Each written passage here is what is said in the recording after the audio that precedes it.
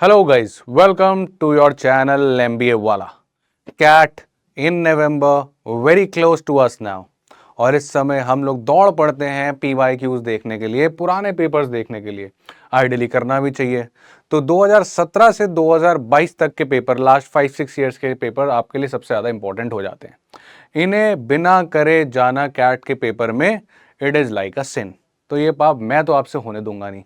2017 का पेपर आपका विनीत सर लेकर आए, 2018 का पेपर मैं आपके लिए लेके हाजिर हो चुका हूं, राइट।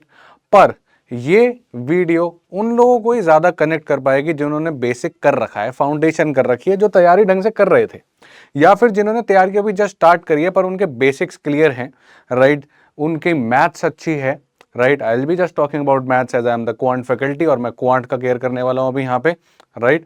तो अगर आपके मैथ्स के बेसिक्स अच्छे हैं, छोटी मोटी ट्रिक्स आप आइडिया लगा सकते हो, तभी आप ये कर पाओगे, right. I try to show you वो क्वेश्चन जो आपको पेपर में डायरेक्टली फटाफट कर लेने चाहिए थे। तो these are not in the order but rather in the order of easy, medium and difficult level, right. अब वहां पे आपको सिलेक्टिव टाइम मिलता है, कौन से क्वेश्चन हिट करना चाहिए था, कैसे वो ट्रिक्स लगनी चाहिए थी जो हमने क्लासेस में सीखी हैं, ये सब आपको देखने को मिलेंगी। तो चलिए फिर इंतजार किस बात का, स्टार्ट करते हैं। मैं आपसे सिर्फ एक ही बात बोलूंगा कि गाइस, हर एक क्वेश्चन को पॉज करके ट्राई खुद से करना और फिर देखना कि आपका मेथड और मेरा मेथड कितना क्लोज था। अगर क्लोज था या नहीं था उससे मुझे फर्क नहीं पड़ता, पर टाइम इंपॉर्टेंट है। तो अगर आपके मेथड से आपको 2-3 मिनट लगते हैं पर क्लास के मेथड से आप देख पाते हो कि ये 30 सेकंड्स में ही हो गया, ये 25 सेकंड्स में ही हो गया, तो यानी कि आप उस मेथड को अडॉप्ट कर सकते हो, अभी भी टाइम है, राइट। पर अगर आपको लगता है कि ये थोड़ा ज्यादा डिफिकल्ट हो जाएगा, लास्ट पॉइंट पे स्ट्रेटेजी चेंज नहीं करना चाहते, तो that is totally up to you. तो पहला सवाल देखते हैं गाइस, पॉज करके ट्राई कर लिया होगा।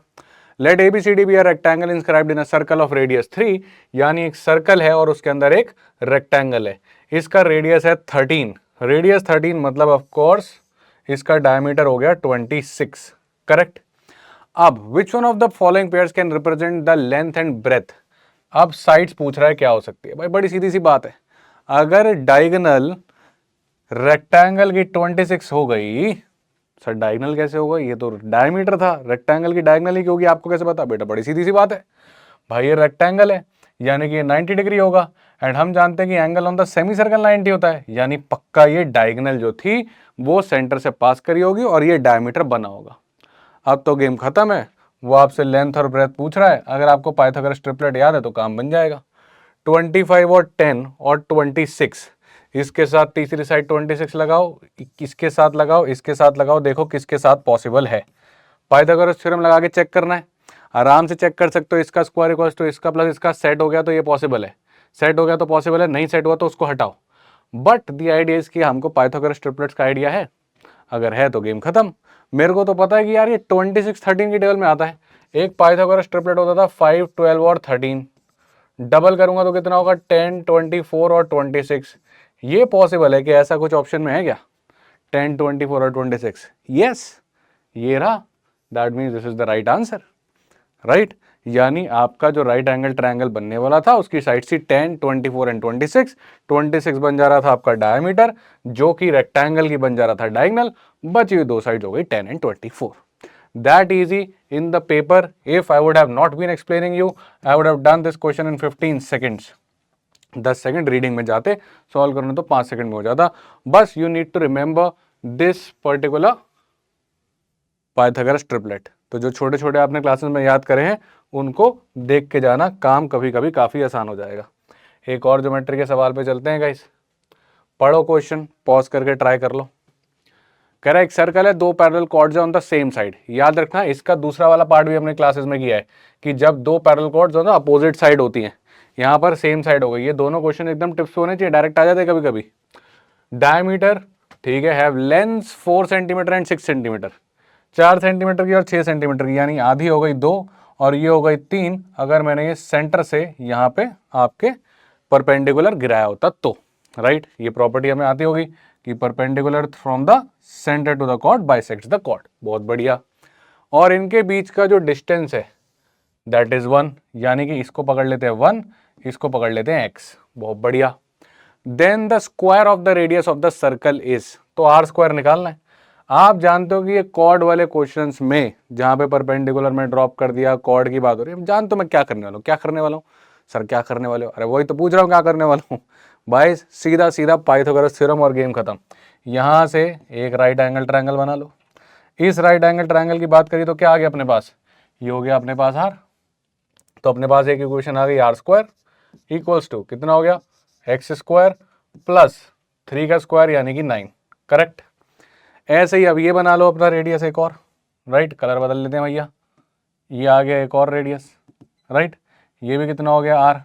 अब क्या इक्वेशन आ गई अपने पास, R square equals to height हो गई अब एक्स प्लस 1 यानी कि एक्स प्लस 1 का स्क्वायर प्लस ये कितना हो गया बेटा 2, 2 का स्क्वायर कितना हो गया 4, राइट।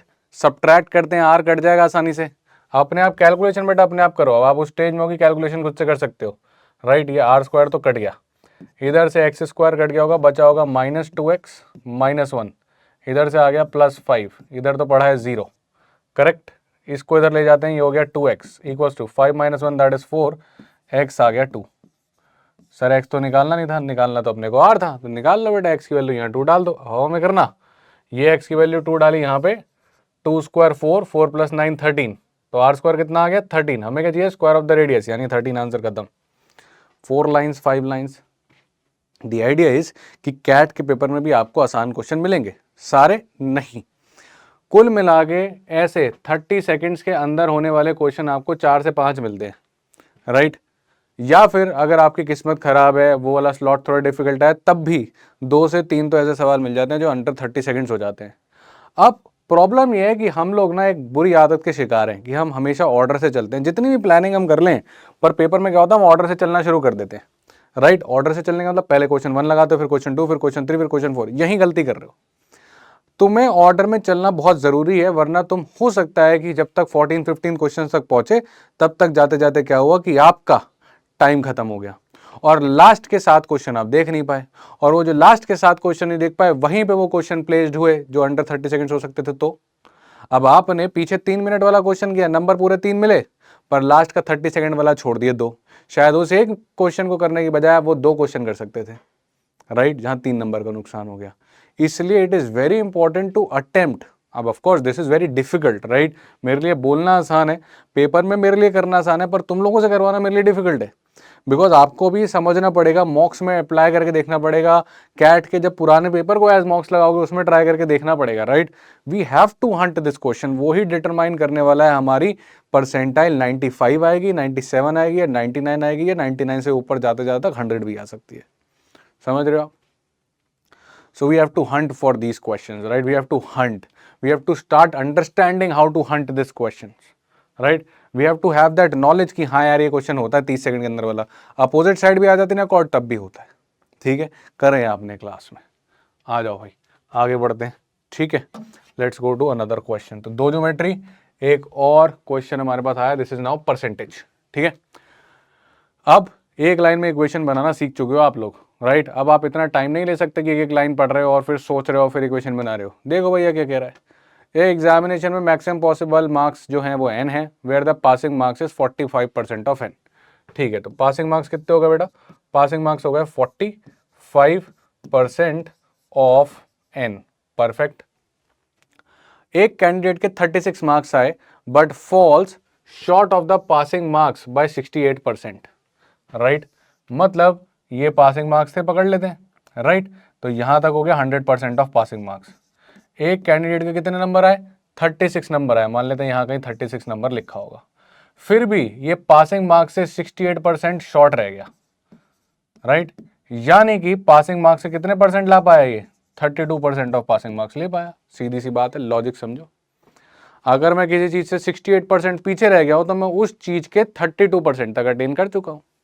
अब पासिंग मार्क्स से 68% पीछे रह जाना मतलब 32% ऑफ पासिंग मार्क्स स्कोर कर देना। सही बात है कि नहीं? और 32% ऑफ पासिंग मार्क्स स्कोर किए हैं वो किसके बराबर हैं, वो 36 मार्क्स के बराबर है। समझ में आई बात?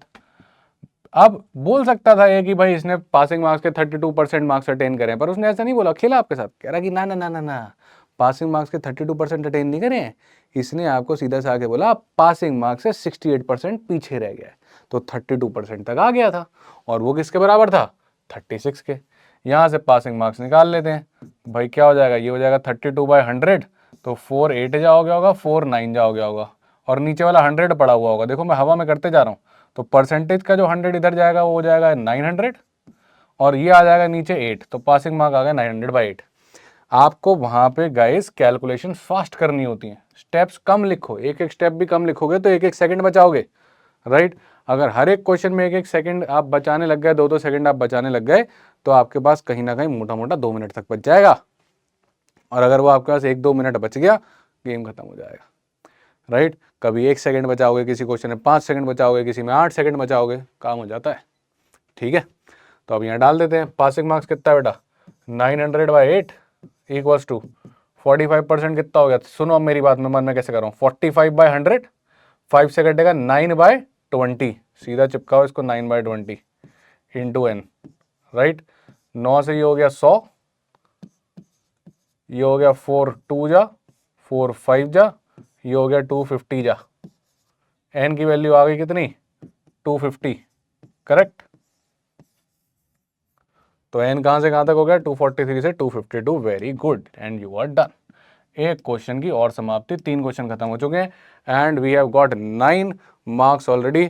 ये क्वेश्चन भी you could have done between 45 seconds to 1 minute, इससे फास्ट भी हो सकता है, पर आइडियली इतने में हो जाना चाहिए if you are seeing it for the first time. Clear, आगे बढ़ाएं, चलो भाई देश को आगे बढ़ाते हैं, अगले सवाल पे चलते हैं। Okay, let's bring to the next question, logarithm.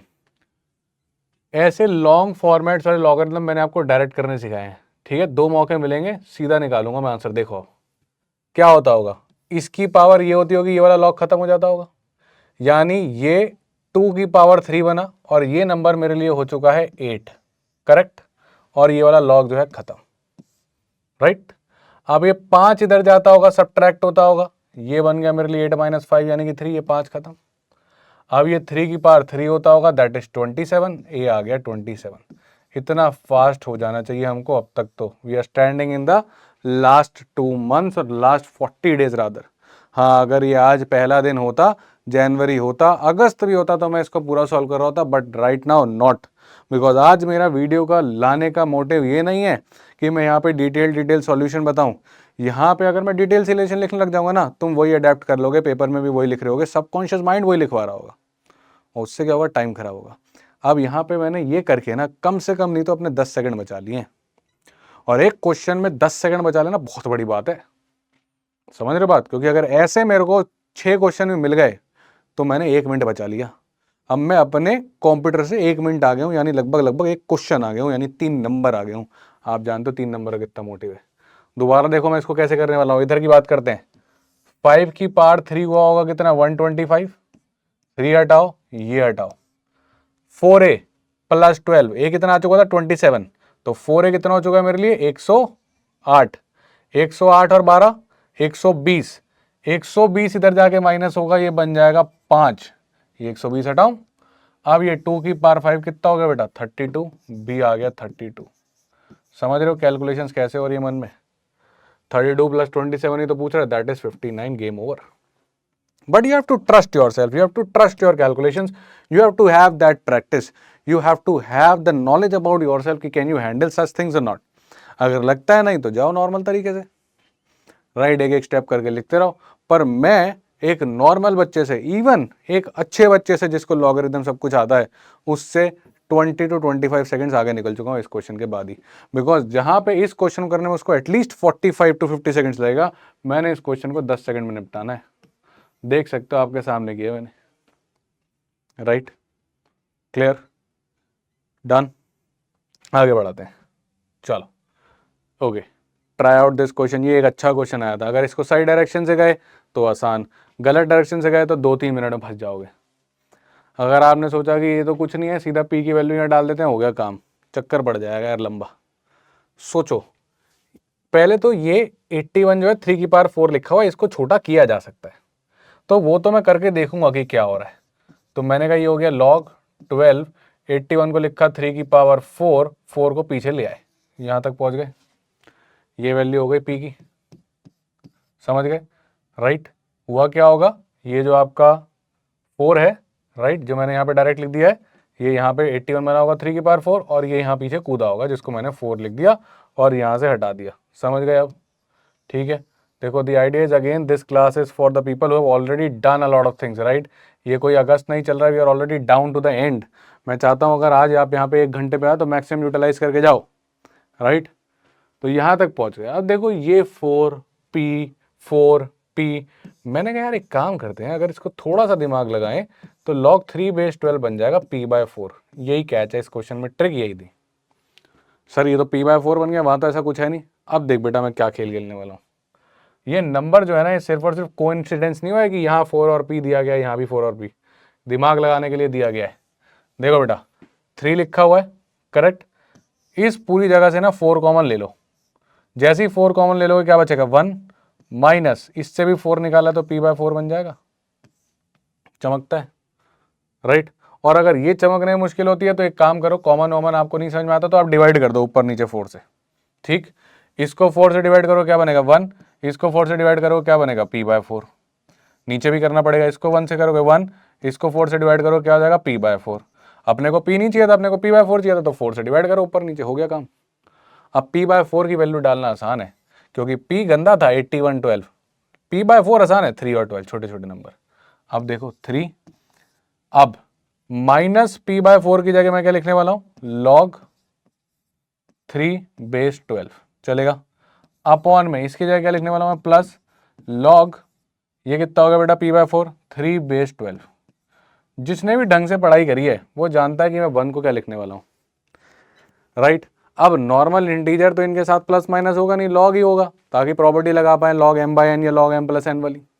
तो मैंने कहा यार 1 को log में लिखना है, ऊपर से बेस 12 चाहिए ताकि हम लगा पाए प्रॉपर्टी, तो 1 को log 12/12 लिख देते हैं, गेम खत्म। नहीं तो कैलकुलेशन में फंस जाते यार। अब कहानी खत्म हो गई। अब ऊपर लग जाएगी m-n वाली प्रॉपर्टी, नीचे लग जाएगी m+n वाली प्रॉपर्टी, ऊपर हो गया डिवाइड, क्या बन गया बेटा डिवाइड होके 12/3 यानी कि log 4 बेस 12 है। यहाँ हो गया मल्टीप्लाई यानी कितना हो गया log 36 और बेस 12 है, गेम खत्म। करेक्ट। 4 2 का स्क्वायर नजर आ रहा है, 36 6 का स्क्वायर नजर आ रहा है, दोनों का स्क्वायर स्क्वायर करके पीछे ले जाते हैं 2, राइट। अब ये स्टेप भी मन में करना चाहिए, पर कोई बात नहीं, मैं लिख देता हूँ आप लोगों के लिए, राइट। मेरे लिए तो ये सीधा बेटा log 2 बेस log, मैं सीधा ना बेटा क्लास में अगर होता या पेपर में होता, मैं सीधा इसको log 2 बेस 6 लिखने वाला था और आंसर लिखता सीधा 8, तो ये 3 ऊपर चढ़ता, ये कहेंगे log 8 बेस 6, मैं ये सीधा आंसर लगाने वाला हूँ अगले स्टेप में। But right now I will explain you क्यों हुआ ऐसा, फिर समझना कि अगर आप यहाँ तक डायरेक्ट फॉलो करके ना बहुत बढ़िया, बहुत सही ट्रैक पे हो, ठीक। अब देखते हैं कि ऐसे हुआ कैसे ये, ठीक है। कौन से स्टेप्स हैं जो मैं मन में कर गया। देखो log 4/12 को मैंने मन में लिखा, log 4 को लिखा मैंने 2 स्क्वायर, राइट, ये हो गई बेस 12 अपॉन, इसको क्या लिखा मैंने, ये मेरे को ऑब्जर्व हुआ 6 का स्क्वायर, 36 को लिखा मैंने 6 स्क्वायर, बेस हो गई 12, करेक्ट। ये 2 आया होगा पीछे, ये 2 आया होगा पीछे, राइट, दोनों आपस में कट गए होंगे, बचा क्या होगा 3 log 2/12 upon log 6/12।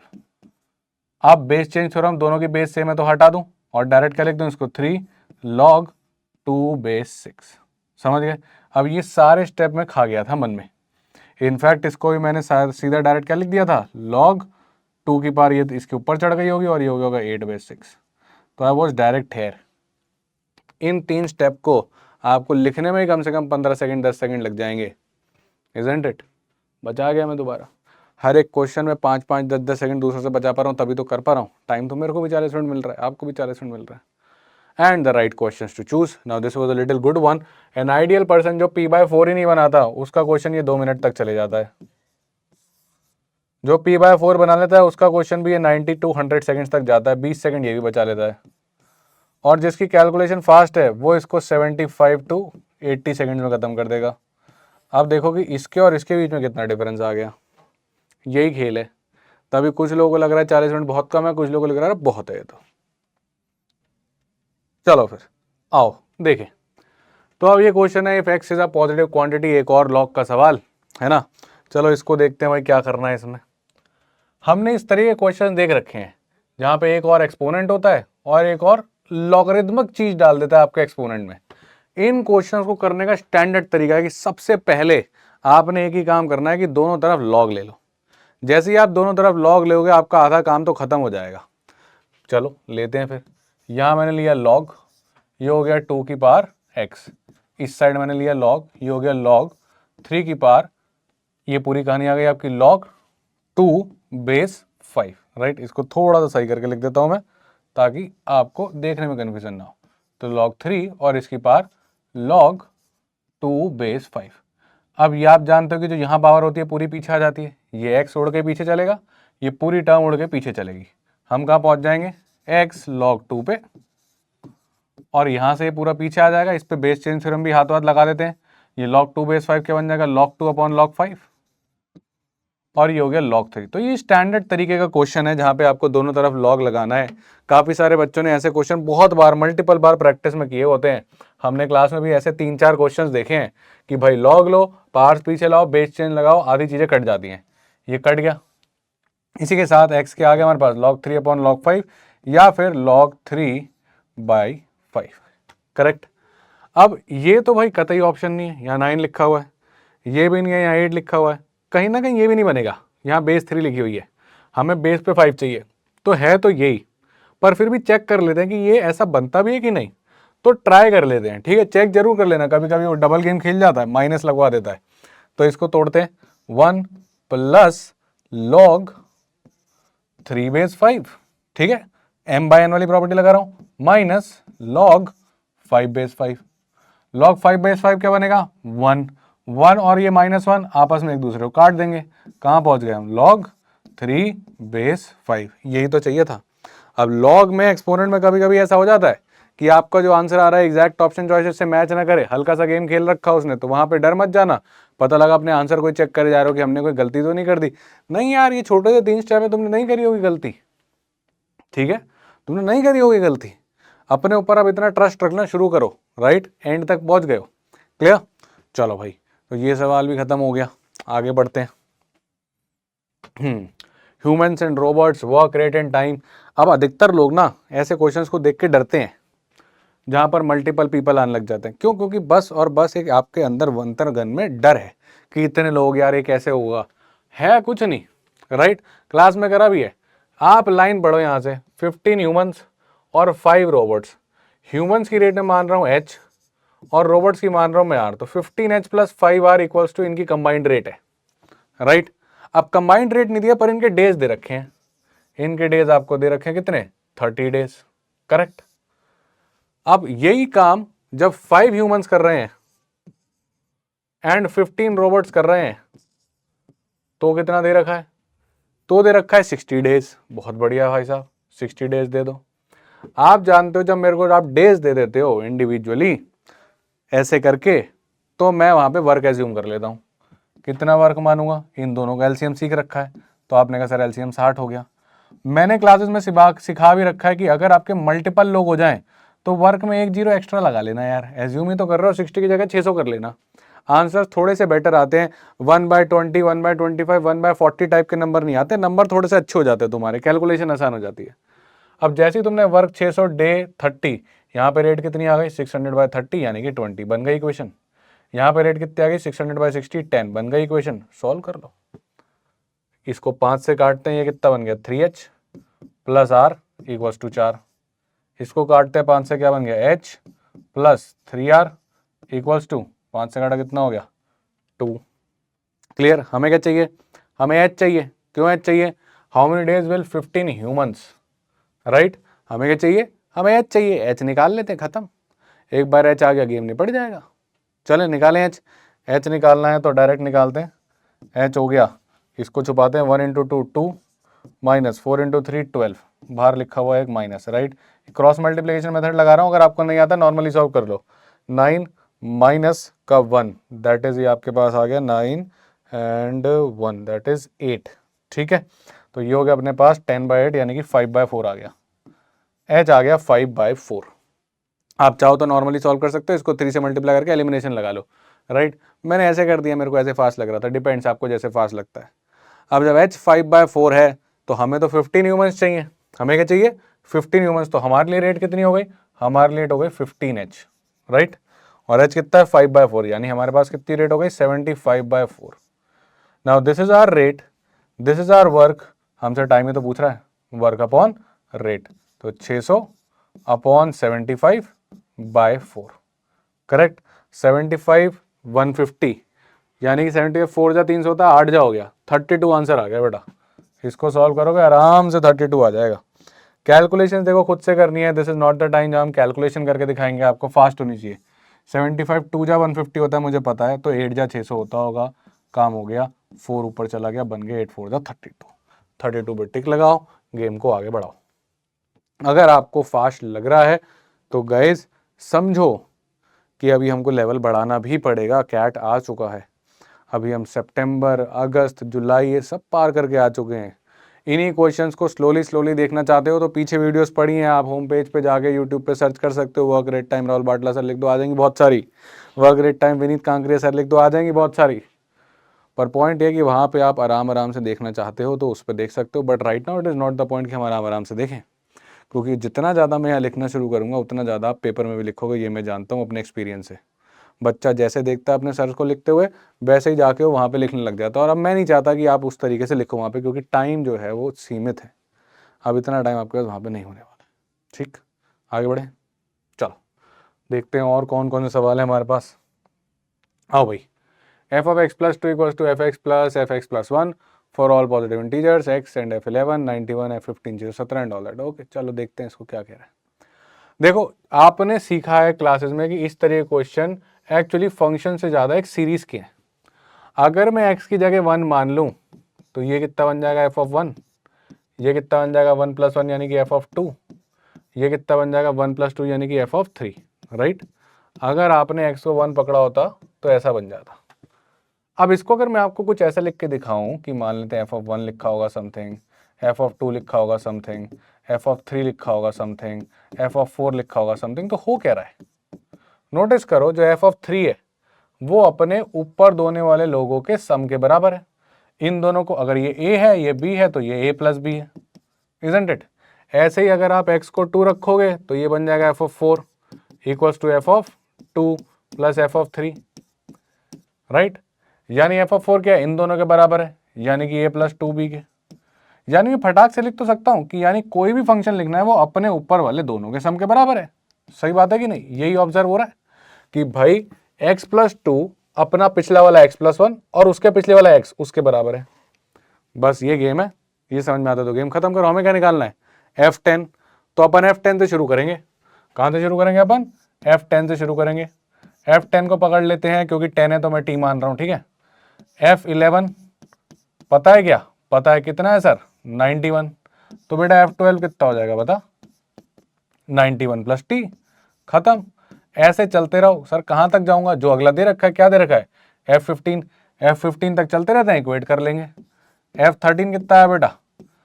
This plus this. अब इसको भी स्मार्टली लिख रहा हूं मैं, 91 × 2 लिख रहा हूं मैं, ठीक है, प्लस टी। एक 91 दो 91 दो 91 हो गए और टी हो गया, राइट।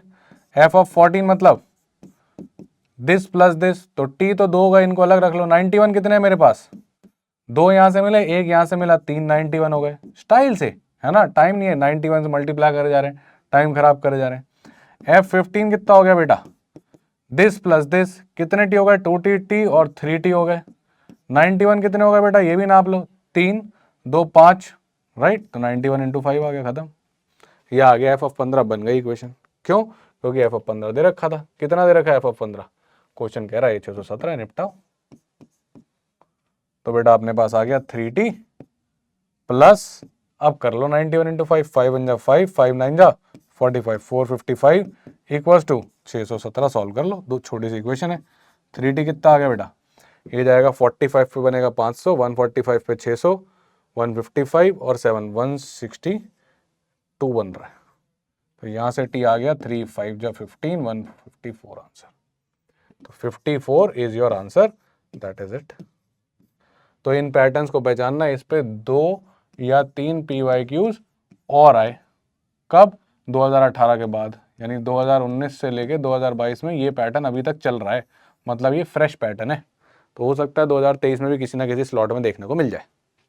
अगर पहचान लिया कि ये फंक्शन का क्वेश्चन है ही नहीं, सीरीज का क्वेश्चन है कि भाई अगली टर्म अपनी पिछली 2 टर्म के बराबर होती है, तो गेम खत्म हो जाएगा। ये सिर्फ आपको समझाने के लिए लिखा है, नहीं लिखता है पेपर में डायरेक्ट यहाँ तो शुरू करता मैं, राइट, कि F10 से क्यों शुरू किया, क्योंकि F10 मांग रहे हो, 9 मांग रहे हो तो 9 से शुरू करता, राइट, क्लियर। चलो आगे बढ़ते हैं। और कोई सवाल हमारे पास जो उस समय हम कर सकते थे, आ जाओ। If among 200 students 105 like pizza overlapping set का है, 134 like burger, then the number of students who like only burger. सही बात है, ओवरलैपिंग सेट्स आपने LRDA में भी काफ़ी पढ़ा है, क्वांट में भी काफ़ी पढ़ा है, 2 बार पढ़ा है, तो मामला सेट हो जाना चाहिए। ज़्यादातर ऐसे क्वेश्चन वैसे LRDA में आया करते थे एक ज़माने में, जब आपसे मैक्सिमम मिनिमम को इन्वॉल्व करा गया रहता था ओवरलैपिंग सेट्स में। कभी कभी क्वांट में भी डाल देता है। तो देखते हैं भाई, हमें क्या निकालना है, हमें निकालना है ओनली बर्गर। हम जानते हैं कि ओनली बर्गर का फॉर्मूला क्या होता है। ये फॉर्मूला गाइस बेटा आपको बेसिक तो याद होनी चाहिए। क्या होता है ये होता है burger minus pizza intersection burger, correct. अब बर्गर क्या हुआ, बर्गर है 134 माइनस पिज्जा इंटरसेक्शन बर्गर पता ही नहीं है, इसी के बेसिस पे हम लेके आएंगे। तो हमारा मुद्दा क्या है, हम ओनली बर्गर की रेंज निकालना चाहते हैं कि ओनली बर्गर वाला जो नंबर है वो कहां से कहां तक हो सकता है। अगर ओनली बर्गर वाली जो रेंज है वो 20 से 80 हो सकती है, तो ये सिर्फ 20 to 80 के बीच की वैल्यू ले पाएगा, बाकी नहीं ले पाएगा। तो पता लगा लो कहां से कहां तक वैल्यू ले सकता है, यानी ओनली बर्गर का मिनिमम निकालो, ओनली बर्गर का मैक्सिमम निकालो, इसके बीच की सारी वैल्यूज पॉसिबल, उसके बाहर की पॉसिबल नहीं, राइट। अगर ओनली बर्गर की मिनिमम वैल्यू मान लेते 25 आ गई, तो क्या 25 से नीचे हो सकता है, नहीं हो सकता, यही तो पूछ रहा है। अगर ओनली बर्गर की मैक्सिमम वैल्यू मान लेते 100 आ गई, तो 100 से ऊपर ले सकता है, नहीं ले सकता, यही तो पूछ रहा है। तो when the question ever ask you in quant कि what are the possible values of X, तो आपने एक्स की रेंज निकालनी है। एक्स की रेंज मतलब एक्स का मिनिमम और मैक्सिमम निकालना है। मिनिमम से मैक्सिमम के बीच की सारी वैल्यू ले सकता है, उसके बाहर की नहीं ले सकता, यही तो बात है। सही बात है कि नहीं, क्लियर, डन, समझ गए, इतनी सी बात है, ठीक। चलो अब मेरे को निकालनी है ओनली बर्गर की मैक्सिमम वैल्यू और मिनिमम वैल्यू, राइट, ओके। अब अगर मुझे इसकी मैक्सिमम वैल्यू निकालनी है लेट अस से, राइट, तो 134 में से सबसे छोटा नंबर माइनस होना चाहिए, यानी मुझे इसकी मिनिमम वैल्यू चाहिए। अगर हमने पी इंटरसेक्शन बी की सबसे छोटी वैल्यू माइनस करी, तो 134 में से सबसे छोटी वैल्यू माइनस होगी और ओनली बर्गर की मैक्सिमम वैल्यू आ जाएगी। और अगर मुझे ओनली बर्गर की मिनिमम वैल्यू निकालनी है, तो फिर 134 में से सबसे बड़ा नंबर माइनस करो, यानी पी इंटरसेक्शन बी की मैक्सिमम वैल्यू माइनस कर दो।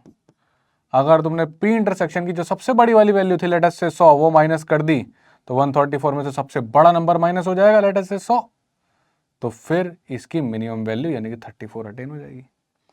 यानी 134 में से कुछ माइनस होने वाला है, जितना बड़ा माइनस करोगे नंबर छोटा होता जाएगा।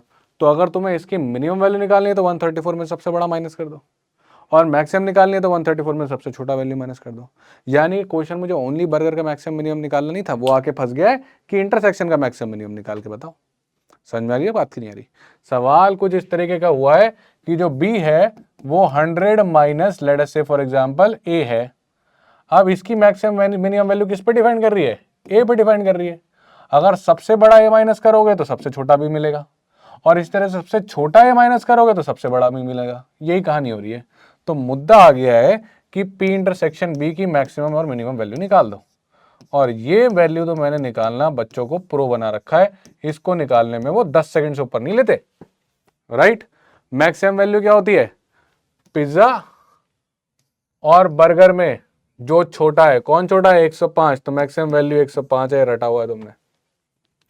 मिनिमम वैल्यू क्या होती है, टोटल लोग कितने थे 200, 105 है 134, ये मिनिमम वैल्यू क्या होती है, इन दोनों का सम माइनस टोटल कितना 200। ये डायरेक्ट ट्रिक सीख रखी है आपने, 239 माइनस 239। अगर ये ट्रिक नहीं आती हो बता देना कमेंट्स में, इस पे पूरी वीडियो लेके आ जाऊंगा मैक्सिमम मिनिमम वाली, फिर गेम खत्म हो गया। अब जब पी इंटरसेक्शन की मैक्सिमम मिनिमम वैल्यू निकल ही चुकी है, डाल दो 134 में से इसका मैक्सिमम यानी कि 105 अगर माइनस कर दें तो कितना हो गया, 134 माइनस 105 यानी कि 29, यानी इसकी मिनिमम वैल्यू हो गई 29 ओनली बर्गर की। इस तरीके से 134 में से अगर 39 माइनस करोगे आपको मिलेगा 95, राइट। तो 95 आ गई इसकी आपकी मैक्सिमम वैल्यू। क्लियर। तो 29 से 95 के सारे नंबर ले सकता है, तो 25 से 95 के बीच में सारे नंबर ले सकता है। ये तो ये नहीं ले पाएगा, तो 29 से छोटा है, ये भी 29 से छोटा है, ये 95 से बड़ा है, तो 93 ले लेगा। यही है इन दोनों के बीच में, तो यही ले सकते हो आप। इतना करना था। Now the point is, if you see how much I have written, writing this will just take 30 to 40 seconds. That means this question is doable in 30 to 40 seconds, but only for those people who knows the trick कि maxima और minima intersection का कैसे निकालते हैं, and who knows कि only burger का formula ये था। उसके बाद ये स्ट्राइक करना चाहिए कि बर्गर तो 134 है, 134 में से कुछ माइनस होने वाला है, राइट। मतलब मेरे पास मान लेते हैं 134 कॉइन्स हैं। अब अगर आप मेरे सबसे ज़्यादा कॉइन्स लेके भागोगे, यानी मैक्सिमम कॉइन्स लेके भागोगे, तो मेरे पास सबसे कम बन जाएंगे कॉइन्स, राइट। सिमिलरली अगर आप मेरे सबसे कम कॉइन्स लेके भागोगे तो मेरे पास मेरे मैक्सिमम कॉइन्स रह जाएंगे, इजंट इट। यही है गेम। तो इसकी मैक्सिमम मिनिमम वैल्यू वहाँ से निकाल ली, ट्रिक से गेम खत्म। 105 इन दोनों में छोटा वाला, मिनिमम कैसे निकालते हैं, sum of these two minus total, खत्म आ जाता है। क्लियर। अब ये अच्छा क्वेश्चन था बिकॉज काफ़ी सारे लोगों को ये ट्रिक्स और हैक्स नहीं पता होते, ठीक, तो वो छोड़ देते हैं। अब ये क्वेश्चन ऐसा है जो देखने में कॉम्प्लिकेट लगता है, बट अगर आपको इन्फाइनाइट जीपी स्ट्राइक हो गया कि इन्फाइनाइट जीपी चल रही है और थोड़े कैलकुलेशन में आप घबराते नहीं हो रूट वूट वाली में, तो काम हो जाएगा। ठीक है, ट्राई करें, देखते हैं। आप पॉज करके कर लो ट्राई। एक इक्विलेटरल ट्रायंगल T1 जिसकी साइड है 24 सेंटीमीटर, बहुत बढ़िया। फिर सेकंड है जो इसके मिड पॉइंट से बना है। जब आप एक इक्विलेटरल ट्रायंगल में उसके मिड पॉइंट से बना देते हो, मिड पॉइंट थ्योरम लगती है, मतलब अगर ये साइड ए थी तो उसके बाद आपकी साइड जो है वो हाफ होती रहती है, राइट। साइड क्या होती रहती है, हाफ। साइड हाफ हो जाएगी तो एरिया क्या हो जाएगा, एरिया जो है जैसे जैसे अंदर जाते जाओगे वो 1/4 होता जाता है। अब इसके लिए सिमिलैरिटी की आपको कंडीशन आनी चाहिए, राइट, कि area is proportional to side का स्क्वायर। साइड आधी होगी तो एरिया क्या हो जाएगा, 1/4। याद है बात कि साइड आधी होगी तो एरिया क्या हो जाएगा, 1/4। सोच भी सकते हो, ठीक है। चलो बता देता हूँ मैं एक बार, है ना। हालांकि ये याद होना चाहिए, बट नहीं याद है तो कोई बात नहीं, मैं बता देता हूँ आपको, ठीक, करके देखते हैं। लेट अस से मैंने कहा कि एक इक्वल ट्रायंगल जिसकी साइड होती 6, इसका एरिया कितना आता, √3/4 इंटू 6 स्क्वायर यानी कि 36। अब अगर तुम इस साइड को आधा करके कर दो 3, तो इसका एरिया क्या आता, √3/4 इंटू 3 स्क्वायर यानी कि 9। अगर आप देखोगे तो ये तो सेम ही है, कट गया, देख रहे हो कितना आ गया, 4। यानी इन दोनों का रेशियो कितना हो गया, 4/1। साइड का रेशियो कितना था, 6/3 यानी कि 2/1। याद आ गई बात। यानी जो साइड का रेशियो है एरिया का रेशियो उसके स्क्वायर के बराबर हो जाएगा। यानी जब आप ट्रायंगल के मिड पॉइंट्स बना के एक और अंदर ट्रायंगल बना रहे हो तो साइड आधी हो रही है पर एरिया आधा नहीं हो रहा है, एरिया 1/4 हो रहा है। सही बात है कि नहीं, एरिया 1/4 हो रहा है, सही बात है कि नहीं। अब इसको हटा देता हूं मैं। अब ऐसे करके आप आधा करते जा रहे हो, करते जा रहे हो, करते जा रहे हो, फिर क्या कह रहा है, then if this process is forming triangles is continued, the sum of the areas in square centimeter of infinitely many such triangles, सबका सब निकालना है। अब जबरदस्ती कैलकुलेशन में गए ना तो फंस जाओगे। पहले बस ये बात समझो कि अगर सबसे बाहर वाले का एरिया a था तो अगले वाले का a/4 होने वाला है, उसके अगले वाले का फिर a/16 होने वाला है, एंड सो ऑन, 1/4 होते चले जाएंगे। क्यों, साइड आती होती जा रही है, एरिया 1/4 होते चले जाएगा। इनफाइनाइट जीपी बन रही है, और इनफाइनाइट जी3 का आप सम जानते हो क्या होता है, a1/1 - r। r कितना है, किससे एरिया आपका मल्टीप्लाई होता जा रहा है, 1/4 1/4 1/4, तो रेशियो कितना हो गया, 1/4।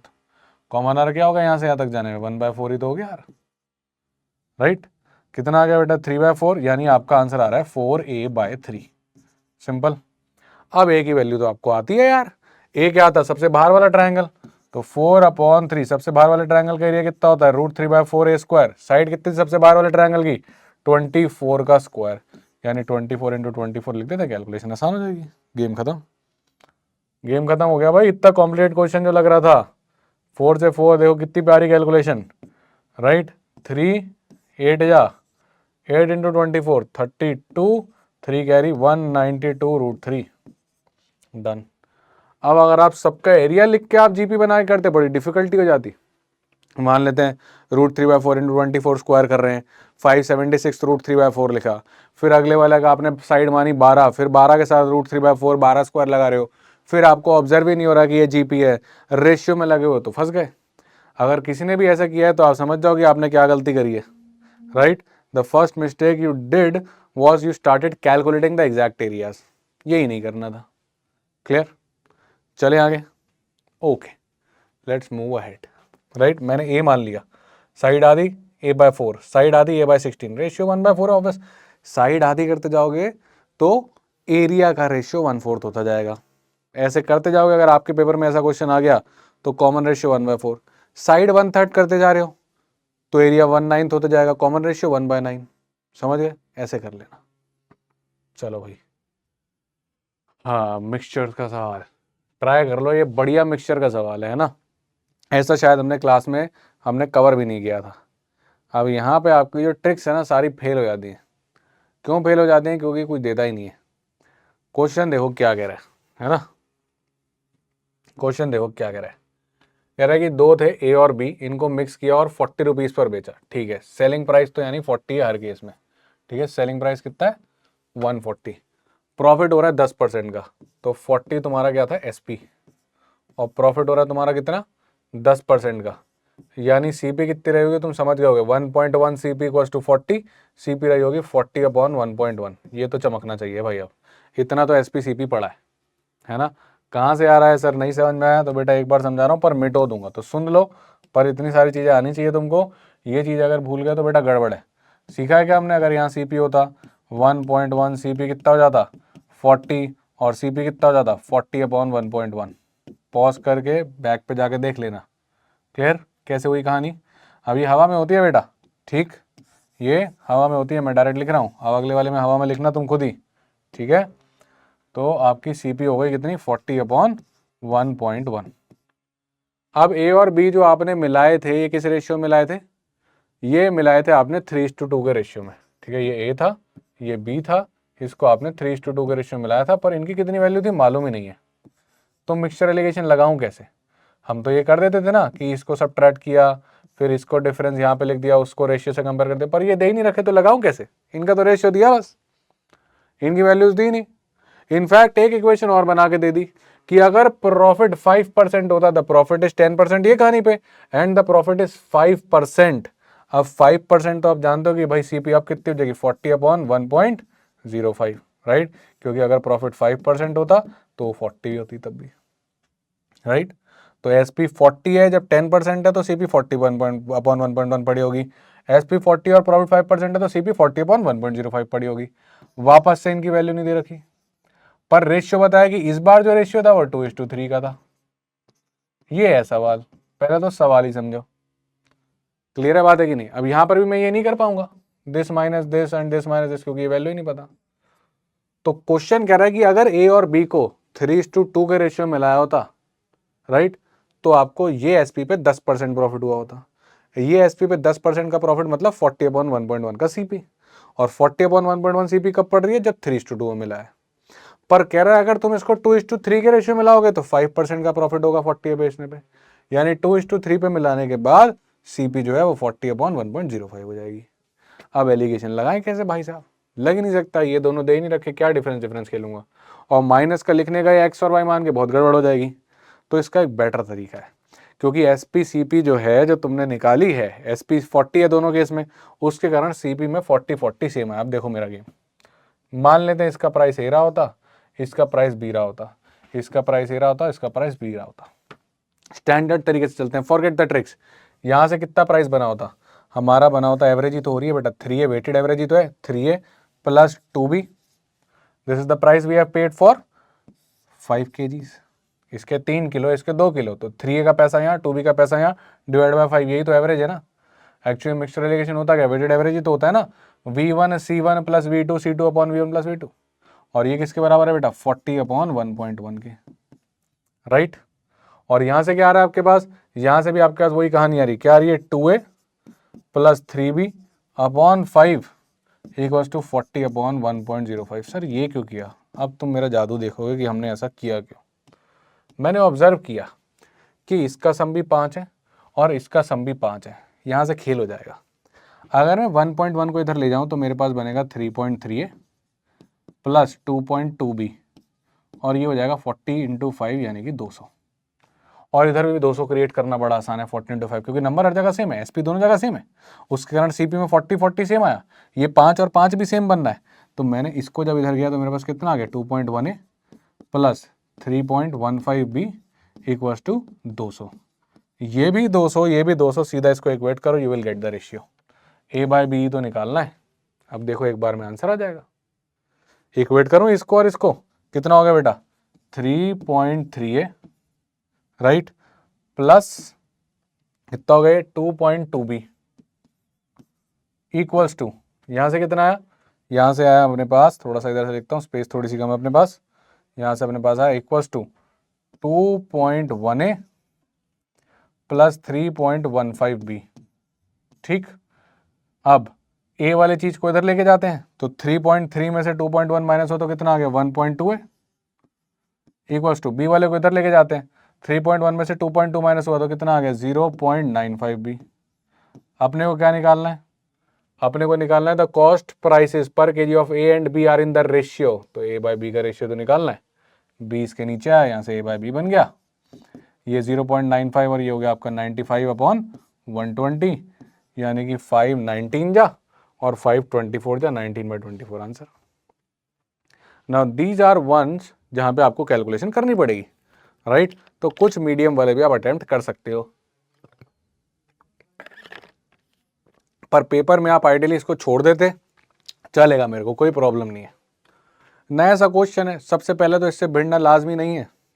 ऐसा क्वेश्चन आपने क्लास में नहीं देखा मत भिड़ो, जैसे देखें पहले वो वाले सारे निपटा लो।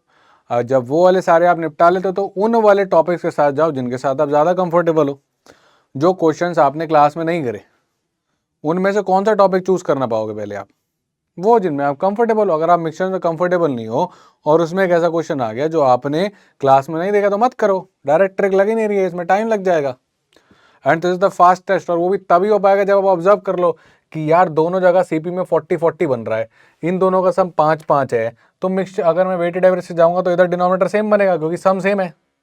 अगर ऐसा भी रेशियो होता ना 3:4 और 5:2 तब भी मैं लगाता ये, क्योंकि नीचे दोनों में 7 बनता और 40 तो दोनों में है, 280 को इक्वेट कर लेता तब। अब ये छोटी छोटी चीजें एक वो बच्चा नहीं समझ सकता जिसके फाउंडेशन क्लियर नहीं है, ये वो बच्चा सीख सकता है जो एवरेज तक अपने आप को या अबव एवरेज तक ले आया है। तभी अगर आपको ये सब चीजें डिफिकल्ट लग रही हैं और आपके दिमाग में क्वेश्चन आ रहा है यार ऐसा हम कैसे सोचेंगे, तो गाइज सबसे पहले फाउंडेशंस और बेसिक्स क्लियर करो, उसके बाद मिडिल वाले लेवल क्लियर करो जहां पे हमने डिटेल में सॉल्यूशन, जहां हम 1 घंटे में आपको सिर्फ 8 या 9 क्वेश्चन यूट्यूब पे पढ़ा करते थे, फिर आप इस लेवल पे पहुंचो, क्योंकि अब वो समय आ गया जहां पे आपको सीखना है।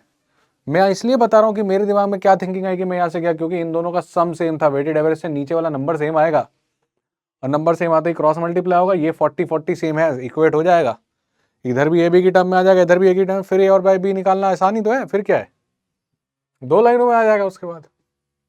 क्लियर? तो this was one good question जो 2018 में आया था राइट। अब इस पे आ जाओ, ज्योमेट्री का एक और question, easy if you know the trick, difficult if you don't know it. ठीक है, तो मैं पहले ट्रिक बता देता हूँ कि क्या होती है। ट्रिक बड़ी सिंपल सी होती है बेटा, कि अगर आप कोन को काटो राइट, मान लेते हैं आपने कोन को किस तरीके से काटा कि ये जो हाइट की रेशियो 1:3 हो गई, हाइट की रेशियो, तो जो वॉल्यूम का रेशियो है वो 1:27 हो जाता है क्यूब। मतलब अगर इसका रेशियो, इसका वॉल्यूम 1 हो गया तो इस पूरे का वॉल्यूम उस केस में 27 हो जाता है इसके क्यूब के। यानी अगर हाइट आपकी 1/3 के रेशियो में हो गई, h' लिख देता हूं मैं, तो आपकी जो V' है वो 1/27 आ जाती है। यानी इसकी 1 वॉल्यूम, इसकी 27, तो इसकी बचे हुए पार्ट की कितनी हो जाती है 26। क्यों भाई, पूरी 27 है, ये 1 है तो ये 26 हो जाती है। ये ट्रिक है। अब अगर ये आती है तो ये क्वेश्चन आसानी से हो जाएगा, ऐसा 2 बार क्वेश्चन आ चुका है पिछले 5 सालों में राइट। और यही रेशियो रेडियस का भी होता है अगर कभी जरूरत पड़ जाए तो, यानी जिस रेशियो में हाइट डिवाइड हो जाती है छोटे कोन अपॉन टोटल कोन की, उसी रेशियो में रेडियस डिवाइड हो जाता है छोटे क्वेश्चन और बड़ा कोन का। और वॉल्यूम क्या होती है 1/3 पाई आर स्क्वायर और एच, तो आर स्क्वायर यानी आर की वजह से 2 बार इंपैक्ट आएगा, एच की वजह से 1 बार इंपैक्ट आएगा, यानी कि इसके क्यूब के रेशियो में वॉल्यूम चली जाएगी, और ये वॉल्यूम क्यूब के रेशियो में चली गई तो छोटे वाले की 1, पूरे की 27, इसकी हो गई 27 - 1 26। समझ में आया तो बहुत बढ़िया, नहीं तो पीछे करो 0.5x पे देखो ये वाला पार्ट और समझो स्टेप बाय स्टेप, राइट। फिर भी नहीं समझ में आया, एज्यूम करके करना, वह वॉल्यूम ले लेना कोई, ठीक है, या हाइट ले लेना कोई, ठीक, अभी देखेंगे, ठीक। आप एक काम करना है, एक वॉल्यूम में हाइट पकड़ लेना 2 सेंटीमीटर और रेडियस पकड़ लेना 4 सेंटीमीटर, फिर बड़ा वाला कौन लेना, उसमें हाइट पकड़ लेना डबल और रेडियस भी पकड़ लेना डबल, वॉल्यूम देखना क्या 8 टाइम्स हो रही है, अपने आप हो जाएगी, ठीक, क्लियर। चलो भाई, अब देखते हैं कि अगर हमें ये चीज़ आती थी तो ये क्वेश्चन हम कितनी हवा में कर देते थे। क्लास में तो भाई जो हमने ज्योमेट्री पढ़ा था तो हमने किया है, तो ये जितना भी मैंने बताया this is only for the people जिन्होंने क्लासेस अटेंड नहीं करी है। जिन्होंने करी है वो ज्योमेट्री क्लास में चले जाओ, ज्योमेट्री 2 में मैंने शायद पढ़ाया था, सरफेस एरिया वॉल्यूम की सेकंड क्लास में ये वाली चीज़ मैंने बताई थी स्पेशल केस में, ठीक है। तो right circular cone of height 12 feet, इसकी हाइट कितनी है बेटा, इसकी हाइट है 12 फीट, बहुत बढ़िया। Stands on the base which has a diameter of 8 feet, ठीक है, डायमीटर 8 फीट है तो इसका रेडियस कितना हो गया, अपने तो काम का रेडियस ही है 4 फीट हो गया, right, all right. The tip of the cone is cut off with a plane which is parallel to the base, वैसे ही काटा जैसे हमें चाहिए था, and 9 feet from the base, यानी जहां से काटा है वहां से बेस से 9 फीट थे। अब हालांकि मेरे को इस 9 फीट का कुछ नहीं करना है, मेरे को इस वाले 9 फीट का कुछ नहीं करना है, ये मेरे किसी काम का नहीं है, ठीक है। मेरे काम का क्या है मैं अभी आपको बताता हूँ, ठीक। ब्लैक रंग कर लेते हैं ताकि आपको यहाँ पे दिखे सब आराम से, ठीक है। ये आपने यहाँ से काटा, राइट, ये आपका रेडियस हो गया, ये आपने 9 फीट से काटा, ये आपके काम का ज़्यादा नहीं है, आपके काम का है इस कोन की हाइट, छोटे वाले कोन की हाइट 12 - 9 ये कितनी हो गई 3, राइट। तो इसको भूल जाओ, इसको जितना लिखोगे ये आपको कंफ्यूज करेगा, राइट। तो इसको हटाओ और बात करो इसकी कि भाई 12 फीट 9 फुट ऊपर से काटा तो 3 फुट मेरे काम का है, बस। अब मेरे को रेशियो बता दो और गेम खत्म करो, हवा में हो जाएगा। छोटे कोन और बड़े कोन का हाइट का रेशियो कितना है 1/4, तो वॉल्यूम का कितना आएगा 1/64, खत्म। सर ये क्या हुआ, अभी तो बताया हाइट का रेशियो कितना आ रहा है बेटा 1/4, तो मैंने क्या बताया आपको वॉल्यूम का कितना आएगा बेटा 1/64, खत्म। यानी इस पूरे की वॉल्यूम अगर 64 है, राइट, तो इसकी वॉल्यूम कितनी हो गई 1/64 ना, और इसकी कितनी हो गई 63, ठीक, कितनी हो गई 63। सर 63 कैसा है, अरे बेटा बहके बहके बच्चे थोड़ी हो तुम लोग, अब स्मार्ट हो चुके हो, पूरा 64, ये 1 तो ये कितनी हो गई 63। हमसे क्या पूछ रहा है रिमेनिंग पार्ट की बता दो, तो रिमेनिंग पार्ट की कितनी हो गई बेटा, बड़ा सिंपल बात है, रिमेनिंग पार्ट की हो गई 63 ऑफ 64 भी, खत्म, रेशियो से निकाल दिया। इसकी है 63/64 भी, इसकी है 1/64 भी, ठीक है। तो इसकी जो वॉल्यूम हो गई वो कितनी हो गई 63, रेशियो तो निकल ही जाएगा ना, इतना तो प्रो बन चुके हो। इसकी वॉल्यूम 63 है, ठीक, इसकी वॉल्यूम तुम्हारी 1 है, टोटल वॉल्यूम तुम्हारी 64 है, तो इसका और इसका रेशियो कितना होगा 63/64, टोटल तुमने भी पकड़ लिया, तो 63 पार्ट 64 में से इसका है, तो 63/64 भी हो गई, गेम खत्म करो, निकालें 63/64 मल्टीप्लाई बाय वी कितना हो गया, इसकी वॉल्यूम होती है 1/3 पाई, पाई बोले तो 22/7, आर स्क्वायर बोले तो 4 का स्क्वायर यानी कि 16, हाइट इसका हो गई कितनी 12। तो मैंने मूल ली पूरी की वी है, अगर पूरे की वी है तो ये 63 पार्ट है 64 में से, सही बात है कि नहीं, क्लियर। किसी का रेशियो भी पूछ लेता तो बता देते, भाई इसका रेशियो क्या होता 1/64 ओवरऑल से, इसका रेशियो क्या होता था 63/64 ओवरऑल से, इन दोनों का रेशियो क्या था 1:63, सही बात है कि नहीं। अब इसका रेशियो जब 63/64 है टोटल के, तो निकाल लो, अब काट पीट करो और आंसर निकाल लो, 7 3 जा 21, 21 3 जा 64, राइट, 8 2 जा 16, 8 8 जा 64, राइट, 4 3 जा 12 और 4 2 जा 8, और ये वाला 2 मैंने इस 22 से काट के 11 कर दिया, कितना आ गया 3 3 9 2 जा 18, 18 इंटू 11 198 आ गया। कैलकुलेशन खुद से करो, बस एक ये वाली ट्रिक अगर आती है तो क्वेश्चन हवा में ही हो जाएगा, क्लियर। अगर ये वाली ट्रिक आती है तो क्वेश्चन हवा में ही हो जाता, पर ये याद करके जरूर जाना, ये आया है, बार बार आया, 2 बार आ चुका है।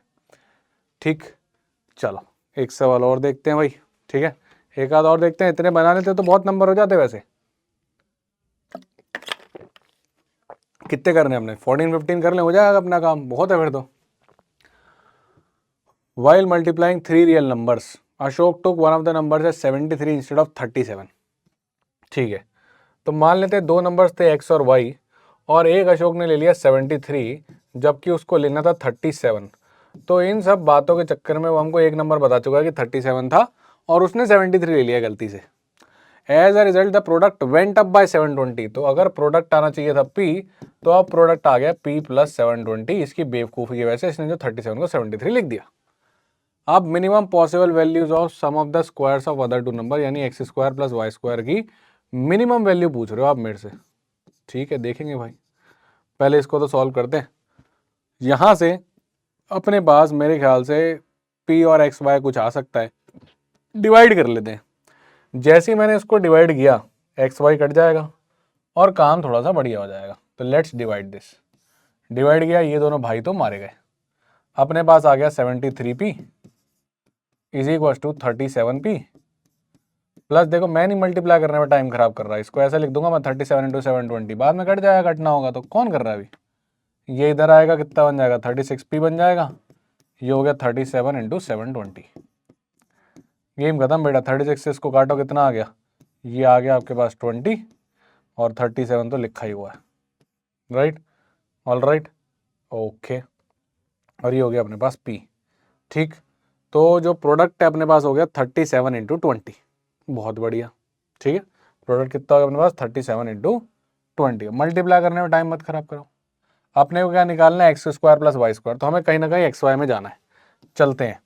अब प्रोडक्ट एक्चुअली में कितना था, एक्स इंटू वाई इंटू 37। हमारी कैलकुलेशन के हिसाब से प्रोडक्ट कितना है, हमारी कैलकुलेशन के प्रोडक्ट से आया 37 इंटू 20। चलेगा, clear, done done done done. 37 20 जो था ना, तो 37 20 लिख दिया, चलेगा। 37 से 37 कटा, और मैं इस स्टेज तक पहुंच गया कि यार एक्स वाई की वैल्यू 20 आती है, एक्स वाई की वैल्यू 20 आती है। अब जरा चेक करो कि इन्होंने इंटीजर विंटीजर कुछ बोला, ये हमेशा चेक कर लिया करो, नहीं तो सब गड़बड़ हो जाती है। इन्होंने बोला है 3 रियल नंबर्स, मतलब इंटीजर विंटीजर जैसी कोई कहानी नहीं, करो अब खेल। अब तुम्हारे दिमाग में क्या चमकता है बताओ। एक्स वाई की वैल्यू दे रखी है, x square plus Y square पूछ रहा है, और वो भी डायरेक्ट नहीं पूछ रहा, मिनिमम मैक्सिमा पूछ रहा है। मैक्सिमा मिनिमा, एक जगह सम, एक जगह प्रोडक्ट। क्या तुम्हारे दिमाग में स्ट्राइक हो रहा है कुछ? अगर तुम्हारे दिमाग में AMGM आता है तो बहुत बढ़िया बात है, फिर तुम सही रास्ते पे हो। मतलब तुमने सब कुछ ढंग से पढ़ा और तुमको स्ट्राइक करती हैं चीजें। AMGM की कहानी है, या सम है या प्रोडक्ट।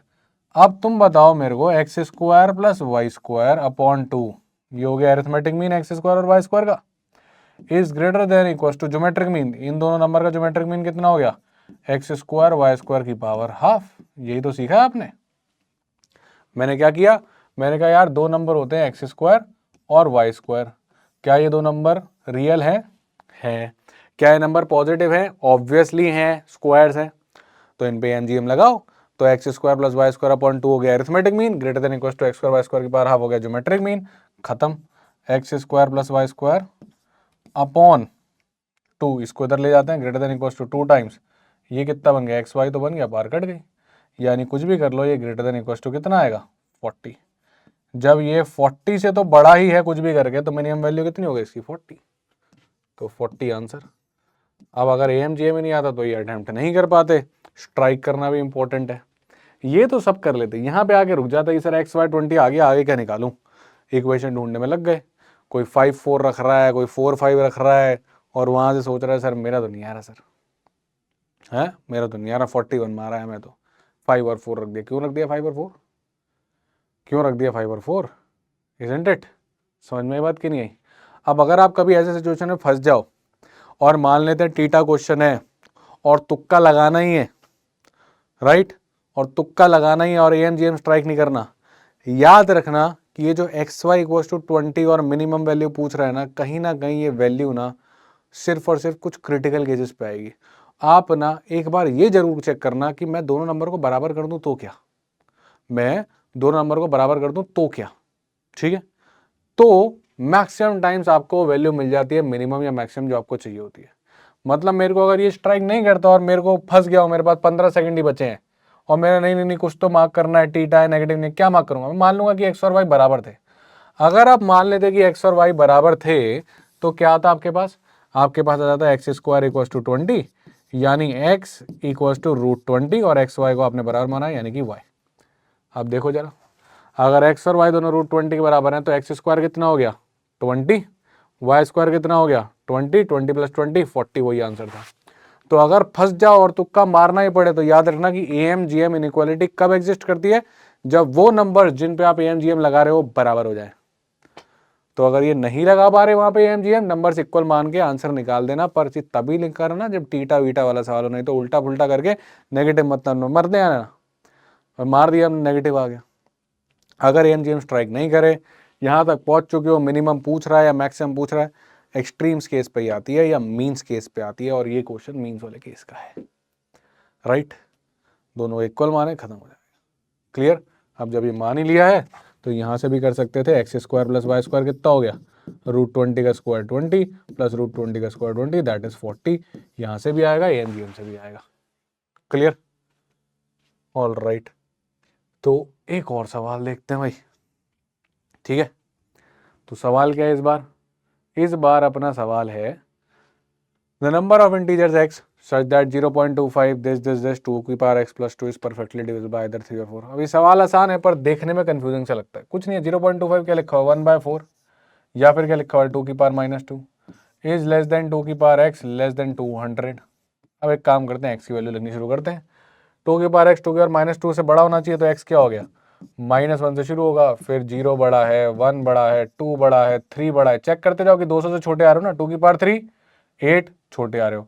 2 की पावर 4 16 भी चलेगा, 2 की पावर 5 32 चलेगा, 64 चलेगा, 2 की पावर 7 128 चलेगा, 2 की पावर 8 256 नहीं चलेगा। यानी x अगर 8 बन गया तो गड़बड़ है, 256, यानी यहाँ रुक जाओ, बस खत्म। यानी इतनी वैल्यू ले पाएंगे हम, -1 से लेके यहाँ तक। ये तो हो गई x की बात। क्वेश्चन हमसे बात कर रहा है कि इसके बारे में बताओ, तो हम बात करते हैं 2 की पावर x प्लस 2 की। अब निकालो भैया, 2 की पावर -1 हो गया हाफ, हाफ प्लस 2 कितना हो गया? 2.5। 2 की पावर 0 1, 1 प्लस 2 कितना हो गया? 3। 2 की पावर 1 2, 2 प्लस 2 कितना हो गया? 4। 2 की पावर 2 4 प्लस 2 कितना हो गया? 6। 2 की पावर 3 8, 8 प्लस 2 कितना हो गया? 10। एक करके रखते जाओ। 2 की पावर 4 16 प्लस 2 18।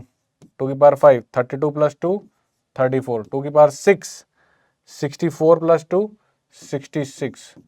2 की पावर 7 128 प्लस 2 130। अब 2 की पावर्स आनी चाहिए, इसलिए जब मैं अपनी एक्सपोनेंट्स की क्लासेस लेता हूँ, पायनियर बच्चों को याद भी होगा, हमने 2 की पावर आपको 1 से लेकर 10 तक एकदम रटवाई थी, क्या फास्ट हो सको इसमें। अब क्या बोल रहा है कि ये जो नंबर है जो हमने निकाल लिया है, इस परफेक्टली डिविजिबल बाय या तो 3 से हो जाए या तो 4 से हो जाए, चलेगा। ये तो दोनों से नहीं होता, ये होता है 3 से ले लो, ये 4 से होता है ले लो, ये 3 से होता है ले लो, ये नहीं हो रहा। ये 3 से होता है ले लो, ये नहीं हो रहा, दोनों सही। ये 3 से होता है ले लो, ये किसी से भी नहीं हो रहा। कितने होगा बेटा? 1 2 3 4 5, 5 आंसर, खत्म। तो कभी कभी जो डिफिकल्ट दिखने वाले क्वेश्चन होते हैं वो 4 लाइनों में खत्म हो जाते हैं। The thing is that you observe it. आपने कर लिया तो बढ़िया, फ्री के नंबर है, करेक्ट। चलो भाई, तो that is it for today.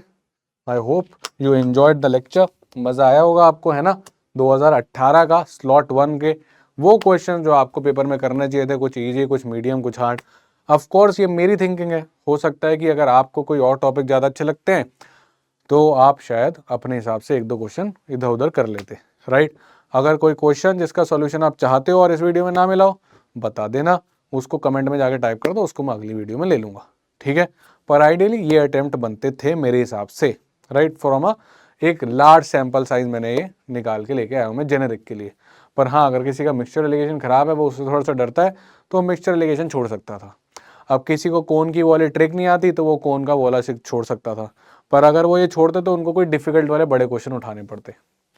अब इसमें सीखने की बात क्या है कि कभी कभी हम ना जो टॉपिक हैं लॉगरिथम और फंक्शन, इन जैसे टॉपिक छोड़ देते हैं कि यार ये तो टफ है, क्वेश्चन कम आते हैं या 2 ही आते हैं। पर आप देखो कि इस वाले पेपर में लॉग के क्वेश्चन थे जो सबसे जल्दी हुए, फंक्शन का ही क्वेश्चन था जो फंक्शन जैसा दिखता था पर वो था ही नहीं, फंक्शन का बड़ा आसानी से निपटता था। हम लोग एपी जीपी पढ़ते ही नहीं है कि यार इससे तो क्वेश्चन नहीं आ रहे, जबकि एपी से भर भर के आ रहे हैं। पता नहीं है कहाँ से मिथ क्रिएट हुई है कि एपी के सवाल नहीं आ रहे। अब जीपी के क्वेश्चंस थोड़े से कम आते हैं पर आपको इन्फिनिट जीपी का सम तो आना ही चाहिए। देखो आया कितनी आसानी से लग गया। And then it depends the direction in which you go ahead and solve the question. तो I hope you go enjoyed the today's video. तो 2018 स्लॉट का 1 यहीं पे खत्म। अगली बार मिलेंगे 2018 स्लॉट 2 के साथ, शायद आपको विनीत सर एंड मैं, फिर उसके आगे पर ये सीरीज चलती रहेगी।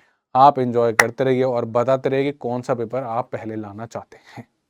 ऑलराइट, चलिए guys. And also you can let me know अगर कोई पर्टिकुलर टॉपिक या ट्रिक जो मैंने इसमें लगाई जो आपको नहीं आती थी, फिर उसकी ट्रिक्स पे हम वीडियो लेके आते हैं, राइट। बट अगर आती थी तो वो टाइम वेस्ट हो जाएगा, तो फिर फटाफट देखते हैं कि ट्रिक्स अप्लाई कैसे करनी है। So all right guys, take care and have a good day. I hope you enjoyed the session. Bye bye. This is Rahul Batla, your quant mentor signing off. See you for the next time.